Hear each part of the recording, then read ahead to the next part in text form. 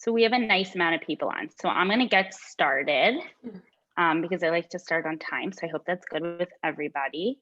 I am going to share my screen. So I hope everyone can see and we will get started. Okay. 1 second. So just 1 sec. Okay. So hi, everyone. Welcome to tonight's webinar. For those of you who have been here before, welcome back. This is our third webinar, and I'm really excited to be here. And for those of you who are new, and we have a lot of new new people registering, so I'm really excited about that. So welcome, and I hope you guys enjoy it. And I really just want you guys to ask questions and engage as much as possible. So tonight's webinar is about making healthier choices. It's about making better choices, not necessarily the best choices. So we're going to just talk about how to really prioritize health, affordability, and ease at the corner store. This is talking about corner stores and small convenience stores like 7-Eleven or a gas station convenience store, something of that sort, or anything really of that sort, where we don't have that abundance of those abundance of options like we may have in a grocery store. So how can we make that better choice? I just want to make sure that everyone can see me okay. So I guess Julia is the only one that can speak. So Julia, is everything, can you see me okay? I can see you, yes. Okay, good. All right, so before I introduce Julia, who is our moderator for tonight's event, I'm going to just introduce, I introduced the topic, and now I'm going to just introduce myself a little bit, introduce Fair Meals. I will introduce Julia, talk about tonight's agenda, and then Julia will kind of moderate the rest of tonight's webinar. So a little bit about myself, and for those of you again who have been here, I apologize that I talk about this all the time, but I think that it's important. So my name is Ariel Kestenbaum, and I am the founder of Fair Meals, and I founded Fair Meals, a little bit over a year ago now, to offer nutritional guidance and easy recipes that empower families to eat well on a budget. I received my master's in science, in nutrition and science from New York University, and I am a recognized registered dietitian. And just very quickly, what that means is I completed all of the necessary coursework, as well as completed a 10-month dietetic internship, and I passed a board registered exam. I've always really had a passion for community. I think that's really what drove me to become a registered dietitian. It's also obviously what kind of kicked off this launch of Fair Meals as this free, practical, educational resource. I also am a mom, and I know how difficult it can be to provide healthy meals for my family that are also convenient and affordable. So I really am here to help navigate families like mine, and just so every type of family, how to really navigate these waters that may seem a little bit daunting and difficult. So a little bit about Fair Meals. I mentioned it's a free online platform offering families healthy, simple, and affordable meal solutions. Our mission is to empower families with nutrition education, step-by-step recipes, and budget planning to make meals healthy, easy, and affordable.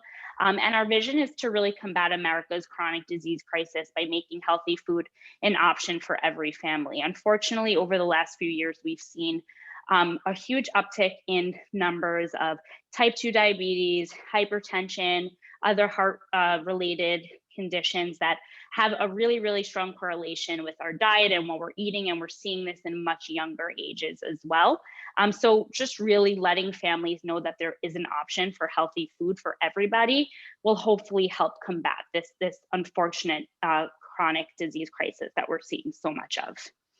So a little bit about Julia. So Julia Supa is tonight's moderator. She has an outlet. She's on social media. She shares everything from her favorite recipes to activities with her family to candid discussions on life events. Her own business, Supa Media, helps other businesses in the Toronto area create and curate their own content on a variety of platforms. She's also an award-winning TV producer, host, blogger, content creator, and she is the mom of 2 daughters, ages 9 and 6. So Julia, thank you so much for being here tonight.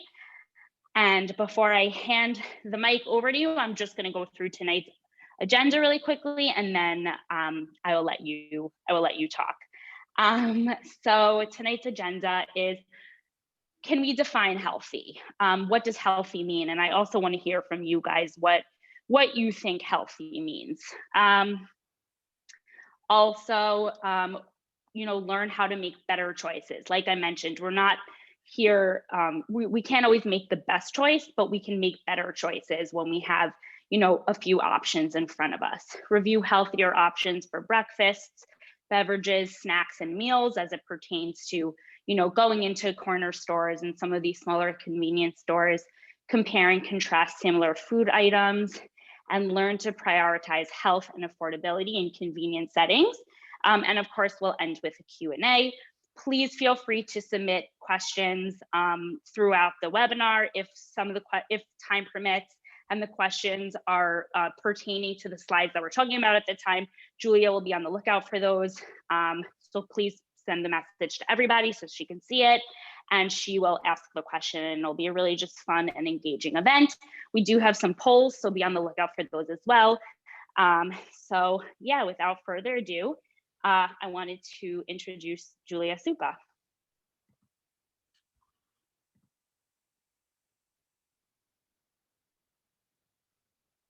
Hello?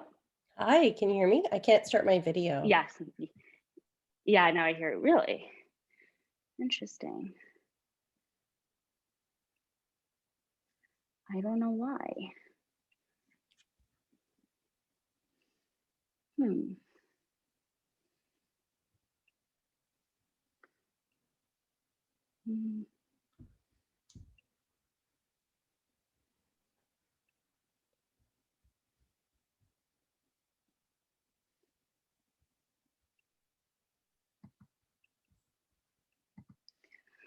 I don't know why. Select the speaker video. Okay. I think maybe in the panelist column there. I can start talking. I think in the panelist column you might be able to all right, remove the let me try to see. That's very weird. Okay. I will keep looking, but you can start speaking. Okay. Hi everyone. Good evening. I'm Julia Supa. I'm thrilled to be here, and thanks to Ariel for having this forum and these opportunities for people to chime in and learn a lot about food and prioritizing health and affordability. As Ariel mentioned, I'm Toronto based, and we are, like many people, in a situation where we are at home a lot, and our kids are now at home a lot, and they are eating a lot because they're not in school. And so finding the opportunity to make the right choices for not only ourselves but our children is really important. I think we're just going to pause for one moment and let's see if we can get this camera sorted. I'm not really sure where to. Give us one moment. It says unable to start video. You can't start your video because the host has stopped it. I don't know what I did. The last time I didn't have to do anything. Sorry guys, gotta love technology over here, huh? Yes.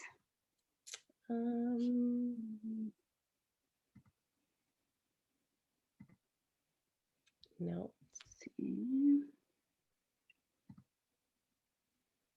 I did have it up earlier. Okay, let's see. I don't know. I don't even know where to look. Does anybody have an idea?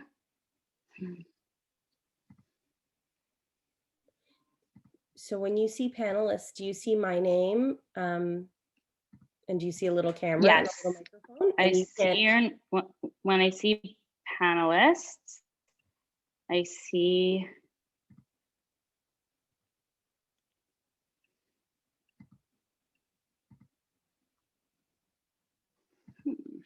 Julia, leave and come back. Okay, I will leave and come back. Stand by. okay. Sorry, everyone.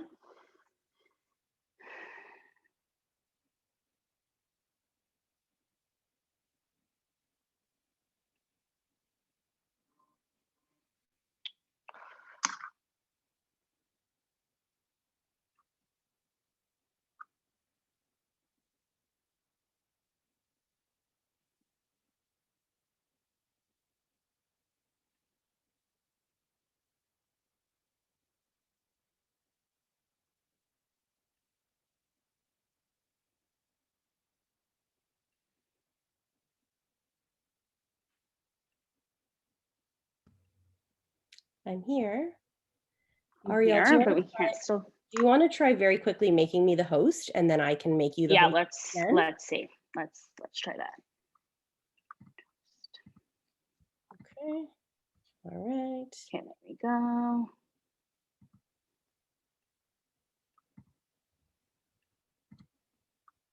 Well, now we see your video. Do you see me? I see you. Perfect.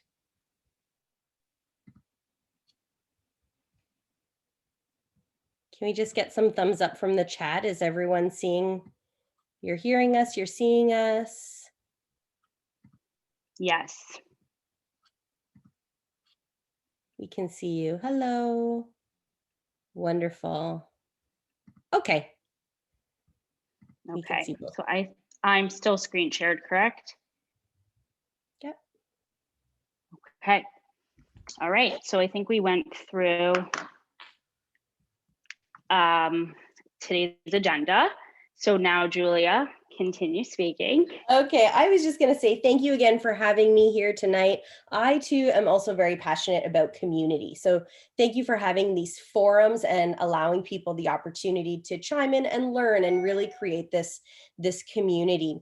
As you mentioned, I have two daughters, 9 and 6, and we I wouldn't say we struggle to find healthy choices because my daughters, touch wood, are pretty good. They like healthy choices, but I think as a parent, sometimes it's easy to pick the more convenient option, which may not necessarily be the more healthy option. So I think just knowing and understanding, and sometimes it doesn't have to be the healthiest option. And I'm sure you're going to go through that today, Ariel. We're all in a difficult and challenging position right now, right? So we're doing our best, but I think having good, healthy options just makes everyone happier at the end of the day. So I want to ask everyone, we have a poll. Our first poll, I'm going to cover the brand here. I don't know if you can see, I can't see my camera, so I'm hoping that you can see me. So this is something, we have yogurt in our home all the time, which is good. We all like yogurt, but do you choose plain yogurt or flavored yogurt, or neither? So we'll wait. I think I can chime in here too. Plain, flavored, or neither? And honestly, when you go through the yogurt aisle or the yogurt section in the store, there are like hundreds of options. So it's difficult to kind of know which ones to pick. All right, so I will let you guys take this poll for a few minutes while I just kind of go through this slide.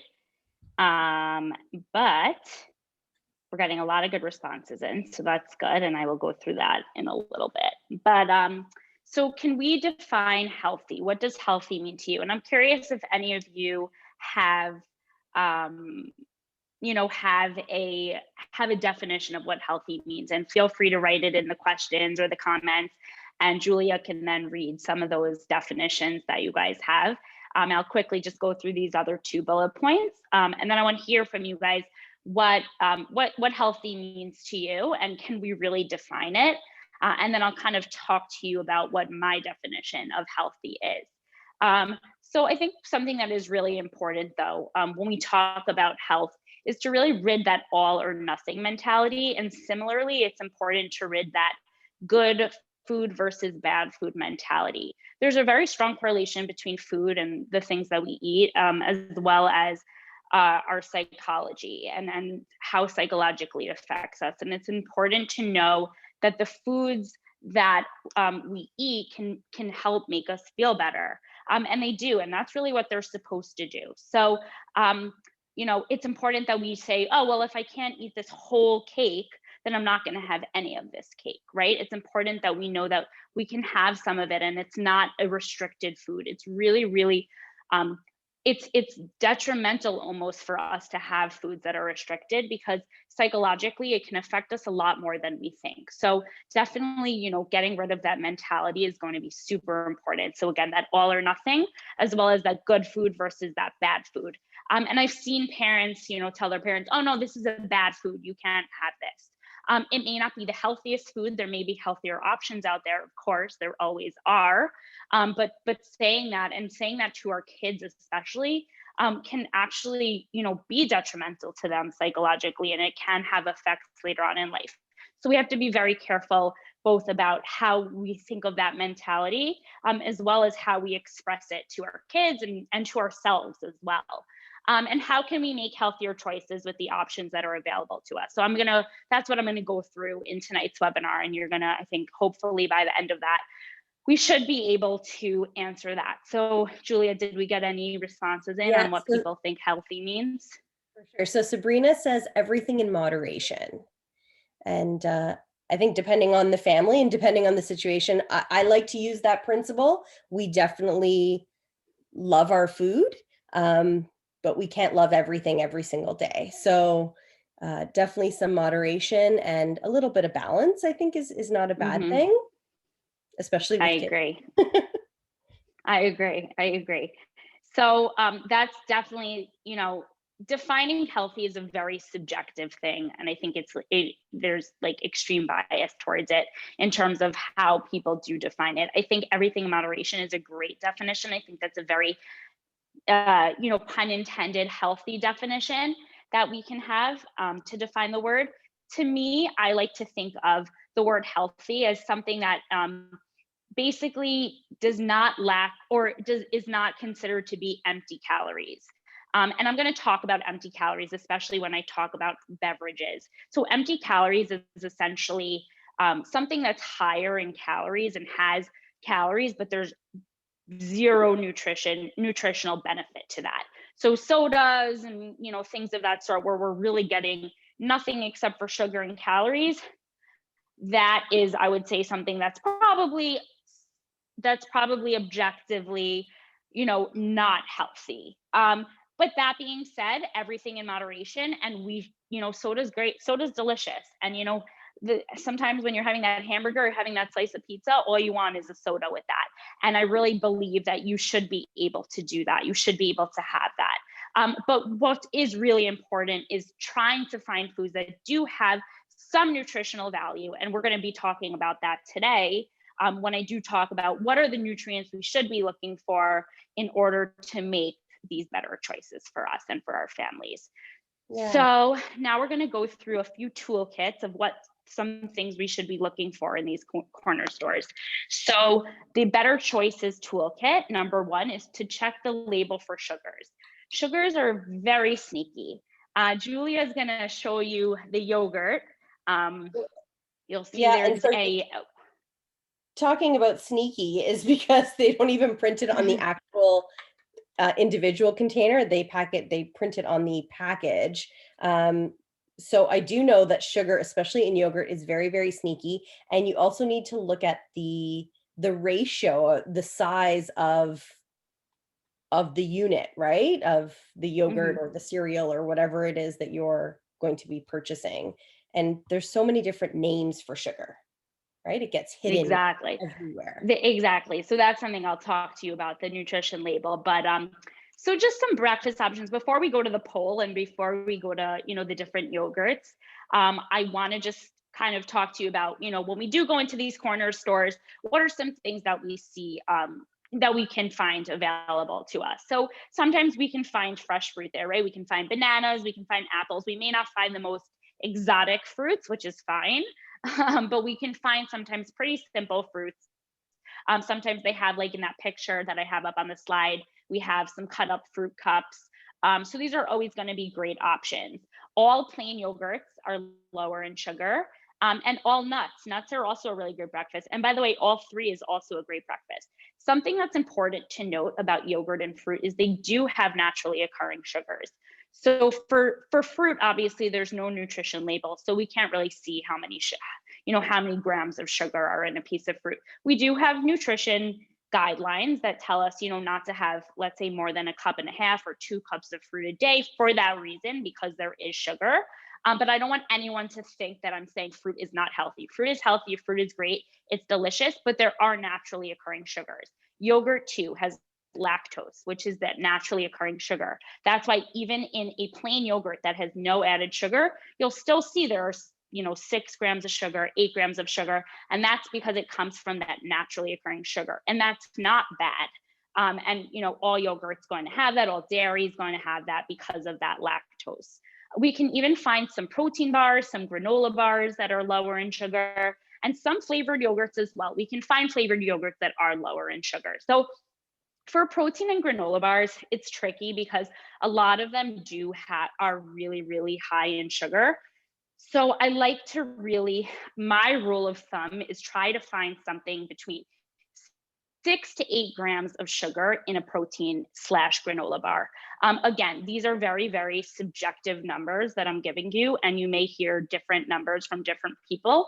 But I think it's a very realistic goal, and they are definitely protein bars and probably more protein bars than granola bars, but there are these bars available that do have this between the 6 to 8 grams. Now, I'm going to tell you, if you're going to walk into a corner store and there's 2 options for a protein bar, and one has 13 grams of sugar and one has 30 grams of sugar, you don't have to not get it. Get the 13 grams of sugar, right? We want to make that better choice. That's what this whole webinar is about. Just making the better choices, being aware to even look at the nutrition label and seeing, oh, you know what, this one is a little bit lower in sugar, so this is the one I'm going to go with. Just having that knowledge and these tools to know that we're making that better choice is already a win. So Ariel, I know we're going to talk about protein. Yeah.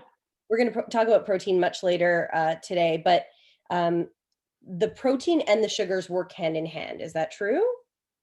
So protein and sugar work hand in hand in that protein. So protein is important because actually things that are higher in protein will help stabilize our blood sugar. So things that do have protein and sugar, we won't see as much of a spike in our blood sugar. Same thing with fiber. Fiber is also going to be really important in kind of stabilizing or bringing down our blood sugars.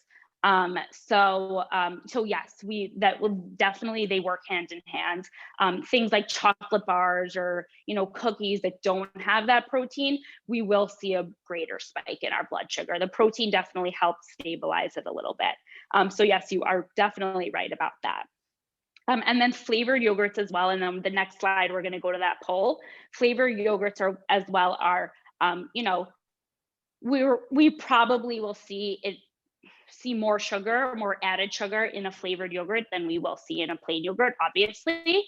But we can look if somebody really doesn't like plain yogurt, and I speak with a ton of people who don't like plain yogurt, and that's fine. If you really like the flavored yogurt, look at 2 different brands. If you go into the corner store and you see there's 2 different brands there, pretty much similar in price. Let's see, look at the sugar content. Let's pick the one that's lower in sugar, right? Again, we want to make that better choice. We want to get something that's lower in sugar. So that's going to be really important. So which would you choose, the plain yogurt or the flavored yogurt? So we definitely got an overwhelming amount of people saying plain yogurt, which is great. I'm happy to see that. But again, it's not terrible to have that the flavored yogurt, and I'm going to explain to you why. So when we look at it when we look at it and we compare the sugars in them, obviously the plain yogurt's going to win, right? We have no added sugars. I actually have some here, right? I have the same brand actually. So we have a plain yogurt and we have a flavored yogurt, right? So we're going to get no sugar in the plain yogurt, and we get 17 grams of just added sugar alone in a flavored yogurt, right? Some of them, again, we can have lower. So that's a different brand. So let's see. This one has 7 grams of added sugar. So it's not as bad as that 17 grams of added sugar. So what I'm trying to say is not every flavored yogurt is going to have that same amount. So if you are somebody who would prefer a flavored yogurt, then it's, just look to see if can I find one that has a little bit less added sugar. So there's 6 grams of natural sugar per 200 grams in the plain yogurt. And then we have 22 total sugar in the flavored yogurt. That's even a smaller portion, right? 170 grams. So there's a really big difference in the sugar content here. They're both a great source of probiotics. Probiotics are the healthy bacteria that help keep our gut healthy. So you're getting good benefits from both, and they're both a source of complete protein. So again, you're getting the protein, you're getting the probiotics. And that's, if you're not into the plain yogurt and flavored yogurt is what you want, just look for something that's a little bit lower in sugar if you can, but you're still getting good nutrients. It still is a nutrient dense food. Okay, so don't skip out on the yogurt completely. Just compare, look at what you're going to consume here. We do have a question. Are the yogurts Sure. that say they have honey better?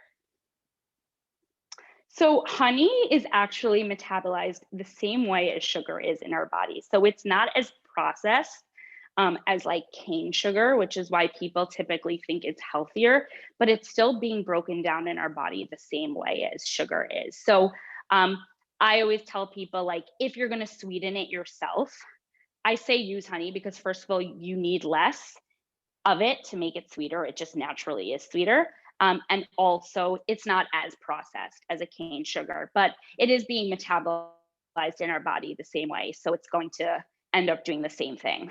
So if what I tell you to, go with the brands that say they're sweetened with honey, it's kind of a marketing ploy, to be honest with you. And these yogurt brands do a really, really good job. As somebody who, looks at this all the time and is familiar with what marketing brands try to do to the consumer, they do a good job. They really do. So I would say it's probably better to buy your own plain yogurt and add honey to it. But again, if you're on the road and you're like stopping at a gas station and like that's what's available, then sure.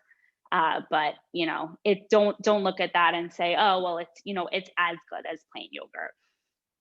Yeah, good point. And all those hidden sugars that we briefly mentioned. So they might say 0 sugar, but they have sucralose or glucose Exactly. in there. So they have the sugar alcohols in it, which don't count as like calories and sugar. Those are all like the diet sugars.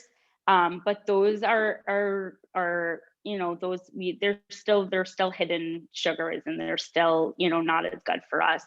A lot of that stuff. So definitely don't be fooled by some of the marketing that we see. All right. Well, marketing works sometimes, right? So it's easy to get. No, it does. It does. It does. I mean, listen, it's unbelievable how well it works, and it's great. I just, don't be fooled that sometimes you're eating something that you may perceive as being, oh, this is great, this is amazing, but it's really the same thing as eating it with, as eating cane sugar flavored yogurt. So just important to note that. Which is a perfect transition as we kind of phase into low cal, because low cal is another one of those buzzwords, right? Low calorie, 0%. A lot of hidden stuff gets put into our drinks. So we've got another poll here. Okay, let's get this poll going. Coming in here as you get the poll ready, Ariel. On the topic of sugar, how should we think about oatmeal? I have heard mixed things. I Like granola oatmeal, like sugary oatmeal, or plain oatmeal? So is it so plain oatmeal is great. Granola, I'm wondering if that's what they are, the person is means to ask. So granola is one of those, it's one of it's one of those foods that are typically pretty high in sugar. And it's probably best to make your own granola at home, which is super, super easy to make. You get oats, you add a little bit of honey, or any honey or maple syrup you're going to add is going to be way less than the packaged granola. They also have, dried fruits in there, which is fine, but they are typically higher in sugar. So making it yourself and it stores really, really nicely in an airtight container is probably going to be a better option than buying something that is store bought, because those typically are pretty high in sugar. And my rule of thumb for things like granola or any other sort of breakfast cereal is try to find something that has 5 grams or less of added sugar. And that's not easy with granola. There are a few brands that do have it, but they're not so easy to find. So again, if it's something that you love and you're going to get that plain yogurt and you're going to add a little bit of that granola to add to it, it's fine.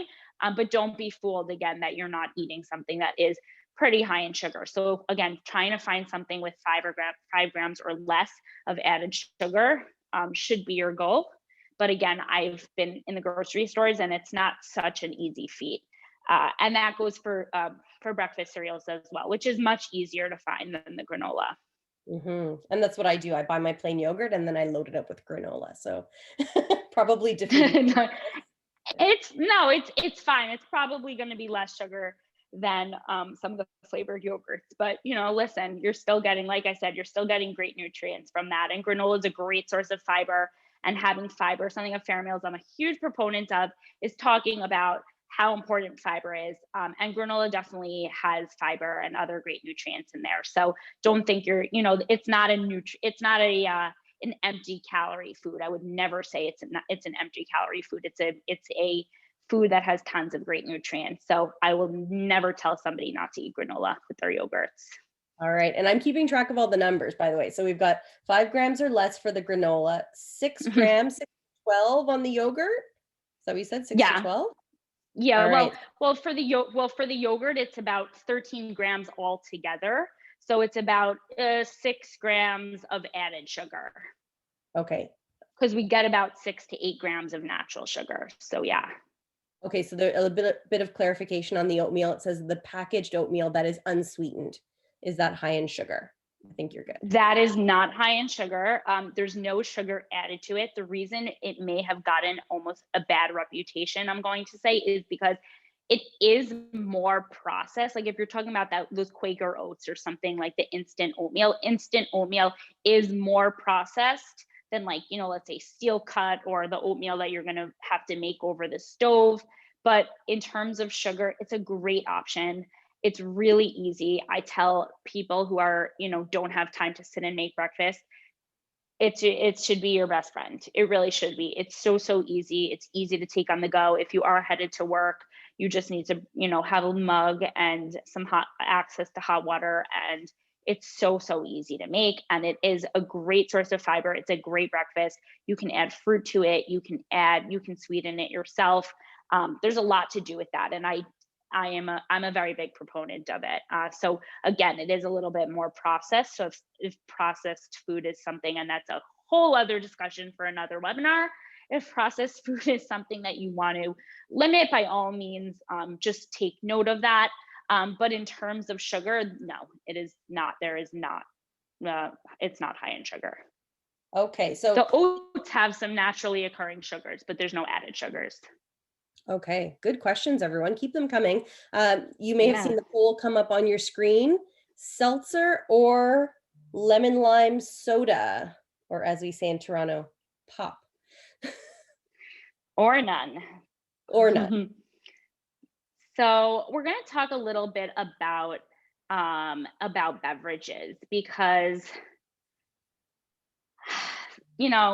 I really do not like to tell people You know, you can have your soda, you can have your juice, you can have what you want, because I know, you know, it's important to that we all, you know, kind of have what we love. And like we said in the beginning, everything in moderation. But for our day-to-day drinks to really keep us hydrated, I'm not going to say black coffee and unsweetened tea is the best go-to for keeping us hydrated, but all waters, all seltzers, black coffee, unsweetened teas. These are going to be our lowest sugar, our lowest sugar. Obviously, there's no sugar and calorie options.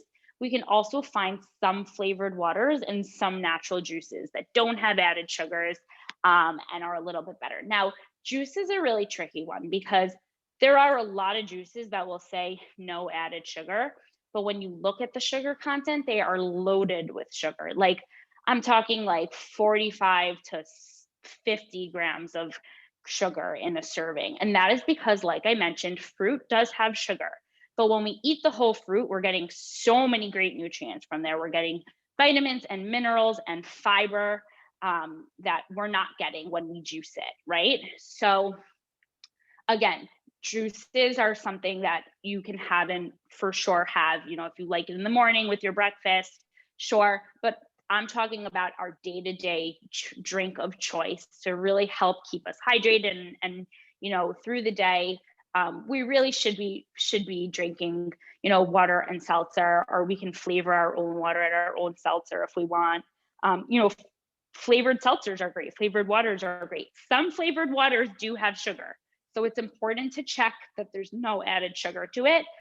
Many of them are lower in sugar, so that's why I said, you know, these some flavored waters, because some of them do have sugar, some of them have more sugar than others. So it's just important to look and to just be mindful of it and not trust that it's, you know, it's flavored water, so there's no sugar. Yeah, and so Trust.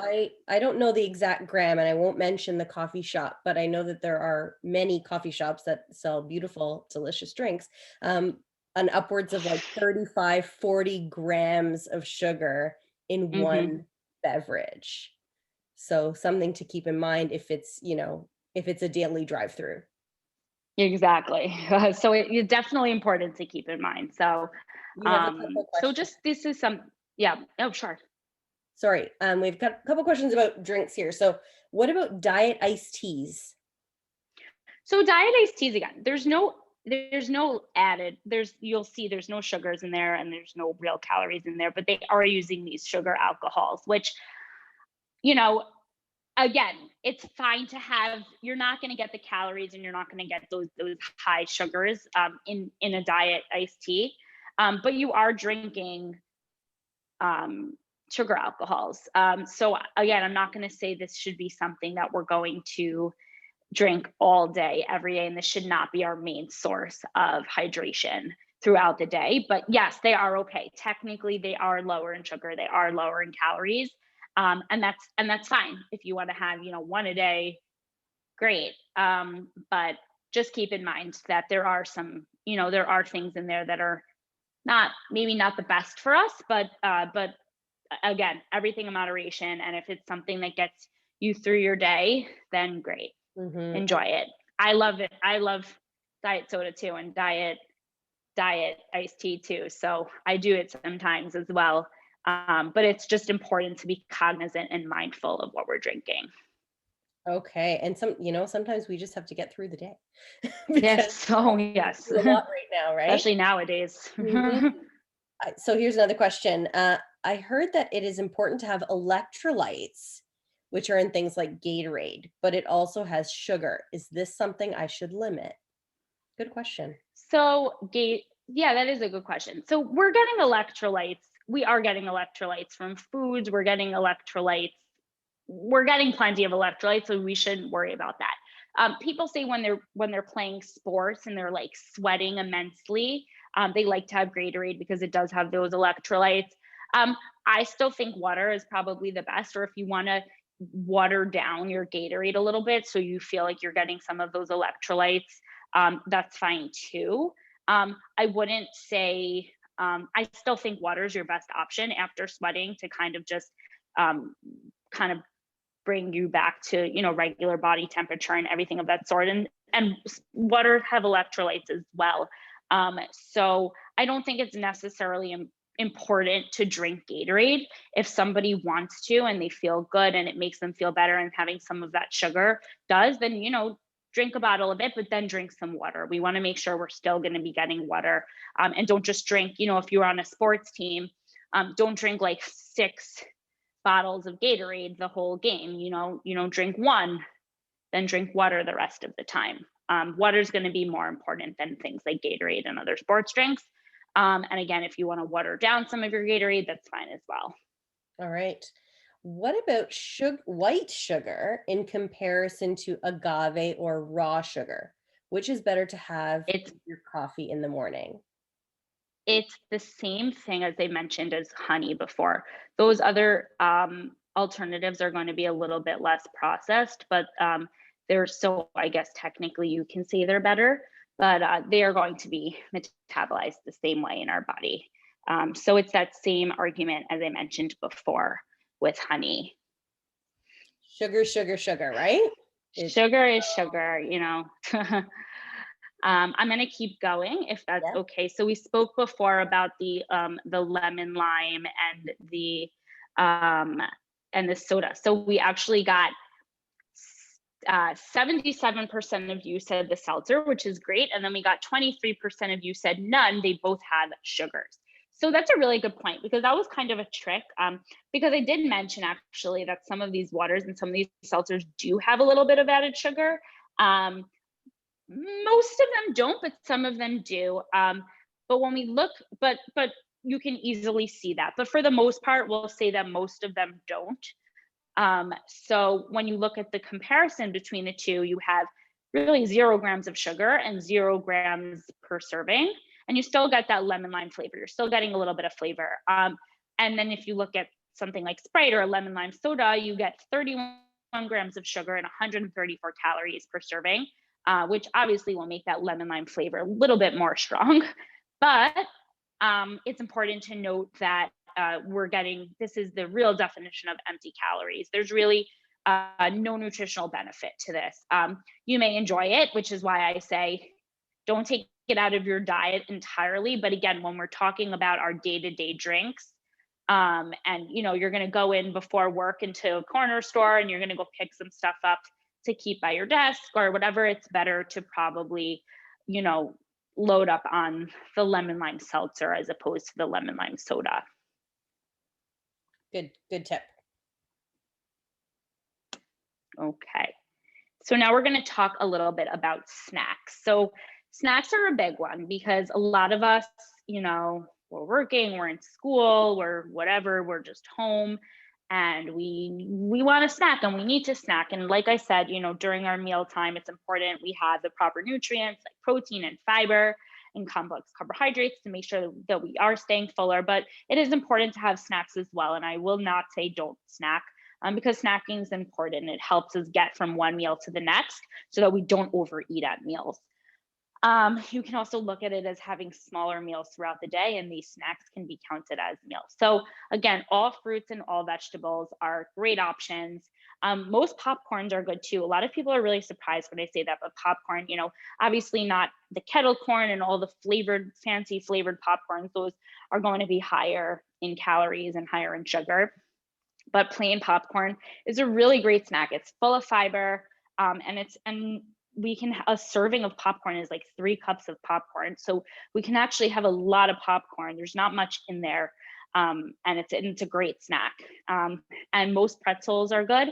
And then there's some baked chips. Now, what's important to note is that some chips claim to be baked, but they're really like baked for a little bit and then they're fried. But there are some chips that are fully baked. And those are good options. I'm not going to say they're the best options, but again, we're not talking about best options here. We're talking about making better choices and better alternatives. So there really are good. They are a good option for people. And then the next slide, we talk about the food for thought. So what is your go-to beverage and what is your go-to snack? And these are things I just want you to think about. We can go through an example of it, but I just want you guys to think about this. So if your go-to beverage is, let's say a cherry Coke, right? We'll do a beverage for now. Is there a healthier alternative? Maybe you can find like a black cherry seltzer, right? If there's not a healthier alternative, would you be willing to try something new? Let's say another flavored seltzer, or another flavored water, or an unsweetened iced tea that you're going to sweeten yourself. Let's say, like I said, tea is not the best thing to choose as that drink that's going to hydrate you. But if you have that one soda a day and you're looking to kind of cut back on that, or two sodas, let's say, and you want to cut down to one soda a day, maybe try the other one is having an unsweetened tea. If you want to try whatever you're going to sweeten that with, is going to be a lot less than what it's being sweetened with before. So it's just good to think about, how can I make things a little bit better, how can I make a little bit healthier choices? So this is just some food for thought for you guys to think about. And I think it's an important thing. And it's about making small changes at a time. And as dietitians, when we work with patients or clients, we don't like to make big changes because it's not feasible. So making smaller changes, like I said, if you're having 3 sodas a day, try cutting down to 2 or 1 even, and see how you can kind of make that healthier alternative. And that's really what it's all about. It's about making smaller changes, because it's a lot more likely to stick Right. when you are making those smaller changes. So right back to that first slide where it was the kid with the cookies. It doesn't have to be all or none. You can kind of, Exactly. make your own accommodations. You don't have to sacrifice everything that you love, but just be aware of what you're doing, what you're consuming, and seeing if there's a healthier alternative or option some of the time. We do have a Exactly. question before we close off this section. Sure. Uh, and I think it could be a whole topic on its own, Ariel, and I'm sure you will agree. Mhm. How do we think about alcohol? Is this loaded with sugar too? It really depends on the alcohol. I'm going to be really honest. I'm not such a big alcohol drinker myself. But it's important to keep note that a lot of like mixed drinks, those are pretty high in sugar. They have those syrups. We actually have on our blog on Fair Meals for New Year's. We did some like sugar-free or lower in sugar cocktail options. So they're fun to check out if you're interested. Um, but yes, a lot, some of them are lower in sugar than others. Again, this is definitely can be a whole topic on its own. But I would be cognizant of that and be cognizant of the type of drink that you're drinking. Um, it can add up, and these are these are definitely empty calories. You may enjoy yourself, and everyone deserves to have a night out or two. So definitely go out and enjoy yourself and don't think much about it. But if you are somebody every night that's having a drink, and you're having a mixed drink every night, just be cognizant that there is sugar in there, and whatever your drink of choice is, just check that sugar level and see what the calories look like in terms of how much you are having as a serving. But that was a good question. Okay, great question.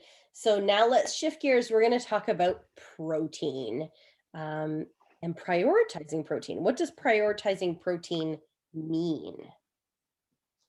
So as I mentioned to you guys, I'm a very big proponent of these 2 nutrients of fiber and protein, especially during meals, but really during snacks as well. And you'll be surprised, in snacks and meals in these corner stores, how there really are a ton of options that do have protein. So we'll look at snacks first. So, nuts and seeds, these are really high protein snacks, and they're so easy to find. We can find them really everywhere. Like I said, yogurt, plain yogurt, flavored yogurt, whatever it is, they have protein bars.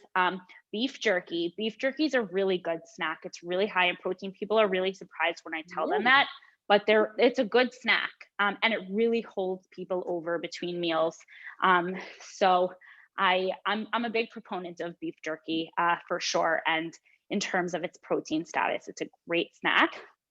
And cheese sticks. A lot of the times in corner stores, you can find a cheese stick, or you can find like little cut up cheese with like crackers. These are great snacks, and these are things that are really easily to find. We can find them, in many stores. So definitely there's a bunch of options for high protein snacks. And then when we talk about meals, there's a ton available as well, more than we think. So, there's a lot of some of these, smaller stores or bodegas, they have delis. So getting, yourself a deli sandwich, hard-boiled eggs, a lot of the time we can find those pre-packaged hard-boiled eggs. So getting that, making a sandwich with that, or eating them by itself or with some, anything else, or getting a snack and kind of just having that as your lunch. Most prepared salads we see here, like a chicken Caesar salad kit. So they make a lot of, salad kits. So seeing if there's cheese or chicken or any other sort of protein that's available, and that's a good option. And most sandwiches we can get, we find with deli meats, chicken, tuna, anything of that sort. And then, the vegetables with the dips, a lot of the times we find with hummus or with some other sort of like cheese dip or any other sort of dressing that also may have some protein as well. And then there's some cheese in there as well. So, these are all considered to be meals, right? We don't have to always think of a meal as sitting down at a table and having, an abundance of options, but going into a store and just getting one of these things they all have protein, and they all like are considered to be meals. So it's definitely available. It's available in many of these corner stores and bodegas and convenience stores. So it's just good to know and know that they are available and they're good options for us. Any tips for people when, like, I know sometimes I'm working on the road, right? And so you need to stop in at a convenience store or a supermarket, Hmm. or a drive-through. Any tips for when you're going into that store? Is there a section you should go to first, and just, is this like go to the deli, scan the deli? Do you go to the ready-made meals first? Where are you Yeah, going to I get the think it best depends. options? I think it depends what you're going in for. If you are going in for a meal, definitely scan the deli and go to the prepared foods and see what's available. If you are going for the snacks, then like I said, try to skip that snack, the chips and that, and maybe go for something more like a nuts and seeds. You can mix them together, or see if they have a cheese stick, or if they have beef jerky or anything of that sort.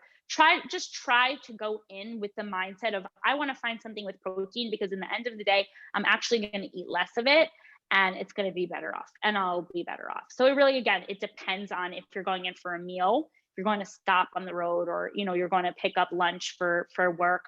If you're going in for a meal or if you're going in for a snack. And if you are going in for both, then go to the deli first and then go to the nuts and seeds second, or vice versa. I'll tell you that last week, we're all working from home, as you know, but sometimes I'm out and about, or I'm working at my desk and I don't take the opportunity to go and get myself a healthy snack. So the girls and we made our own homemade trail mix, and we put them in little That's containers. great. And I have one in my desk in my living room, really, where I work, Hmm. because it's so much effort to walk to the kitchen.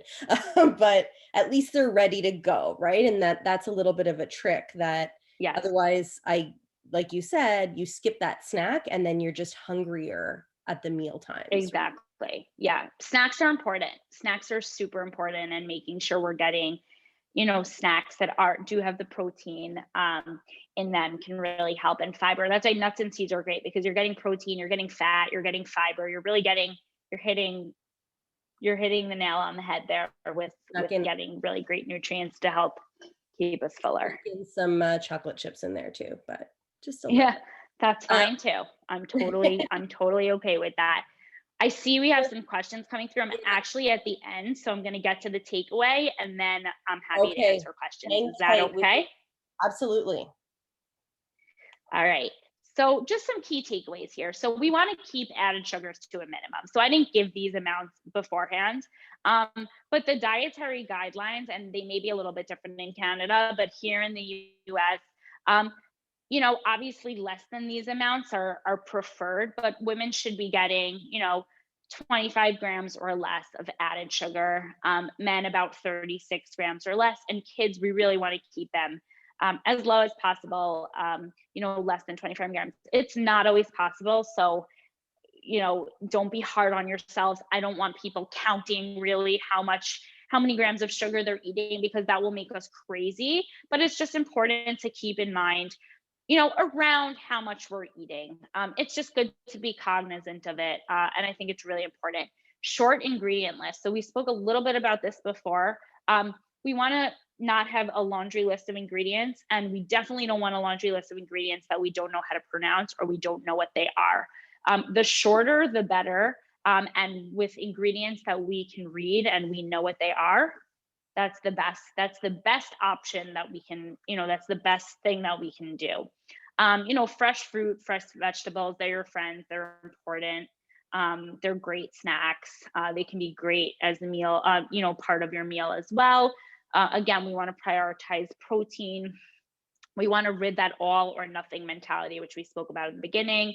Moderation is key. Moderation is important. And I know it sounds cliche and you have all heard it before, but it really, really is important. Like I mentioned, there's a lot of psychology behind what we eat, and making sure we're taking care of ourselves and our psychology is going to be important. And ridding that all or nothing mentality will just make us happier. And again, we want to make better choices. We don't always want to make the best choice, but when we do have options, when we walk into these stores and we have two options in front of us and they may not fall perfectly into, well, I really want to stick to under this nanograms of sugar or whatever it is, see which one is the better option and choose that one, right? We can't always make the best choice, but we can make better choices. And that's really what I'm here to teach you guys. And also just, for affordability, we want to look for deals and bring coupons. And a lot of stores, a lot of convenience stores and bodegas, they do have deals, and we should really be looking for them because, why not? It's always an important point. So that is really it. Before we do the Q&A, I just want to show all the contact info. You can find a lot of this information on our website at fairmeals.com. Follow us on Instagram, Facebook. I have my email up here. If some of you do have some questions that you didn't feel comfortable asking or just have some other questions, please feel free to email me. I'm really happy to answer any questions that people may have.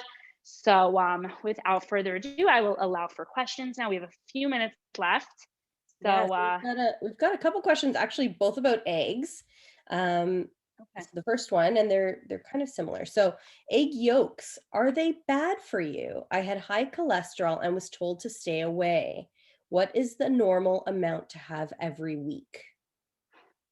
So, cholesterol, it's interesting. Cholesterol is something that cholesterol in food, dietary cholesterol, is something that we're not really looking at as much anymore in the nutrition world. We're more looking at saturated fat. So don't think so much about how much cholesterol is in this egg yolk. Yes, there is saturated fat in the egg yolk. For somebody who does have very high cholesterol, I would not tell them to overdo it on egg yolks. I would say, I don't want to give a number. I think it really, really depends on what your numbers are, what your cholesterol numbers look like. If they are extremely and dangerously high, I would say stay away from egg yolks. Just because of the saturated fat, but there are really great vitamins and minerals in egg yolks as well, and some great nutrients in there. So if your numbers are not dangerously high and they're more borderline or a little bit high, 1-2 egg yolks a week is not going to do anything detrimental at all. But that's a good point to kind of go back to dietary cholesterol.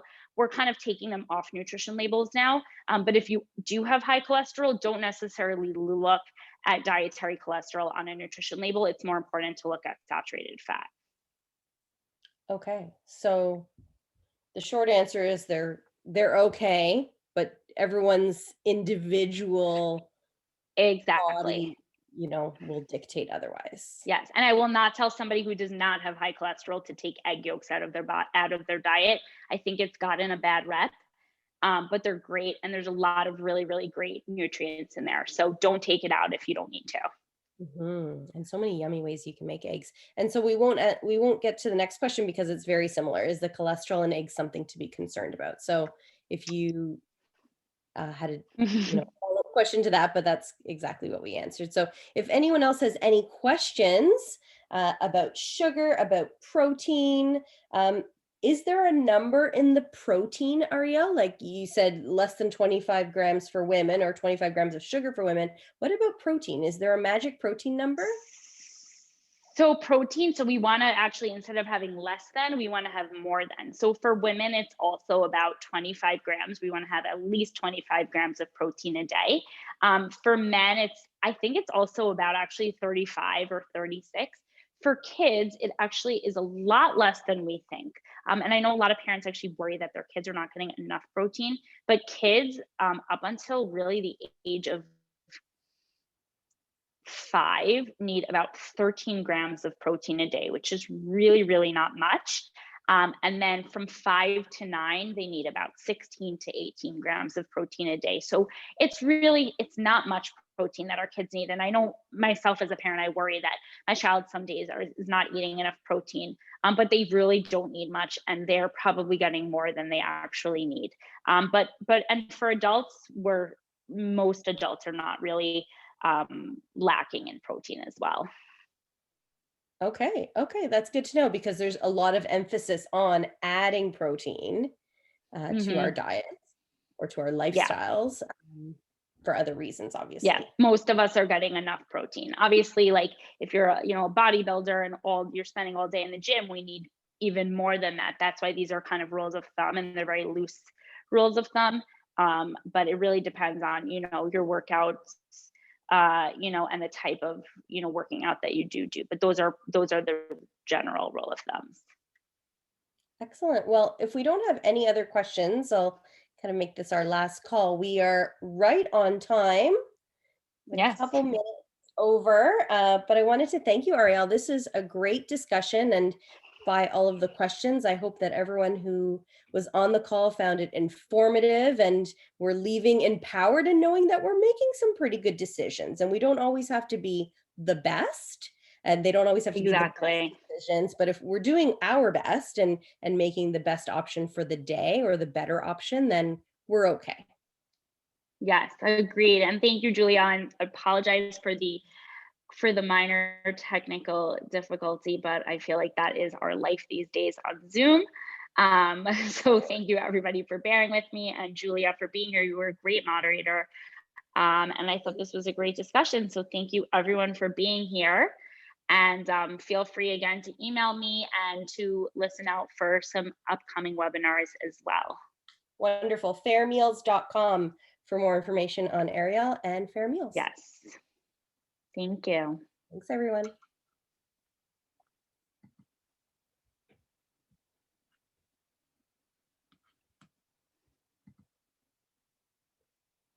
How was that?